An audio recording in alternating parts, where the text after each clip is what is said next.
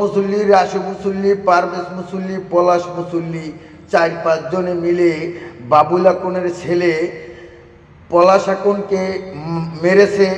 এটা একটু তালতলী উপজেলার রাজনীতিবিদ এবং আইন প্রশাসন সুচক্ষে দেখবেন, সুনজরে দেখবেন, এই অনুরোধ আমি জানাই। কেননা একটা কুকুরে কামড় দিয়েছে, কুকুর মারতে গিয়ে তাকেই কুকুরের মতন পিটালেন। কুকুরকে বাঁচিয়ে মানুষকে মারা, এটা কেমন জানোয়ারের কাজ।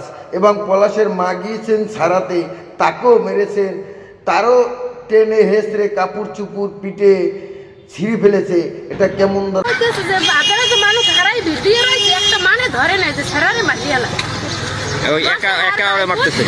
আর বাইরে একজনে ছাড়াইছে, আবু তালেব করে নাম গোলাপ করে ছাড়াইছে, আর সব পিটে লড়াইতে লড়াইতে এই নাইছে এবার আই দেখি আর পিডে কষ্ট দিয়ে আমার বাইরে ডাইরেক্ট আরে মার গেলাই কেরা ভাই ডাইরেক্ট মার গেলাই আমার বাইরে আমি এই বাইরে মাইলে রাখা ফোন আমরা বিচার চাই, আমরা সুন্দর বিচার চাই, বিচার চাই।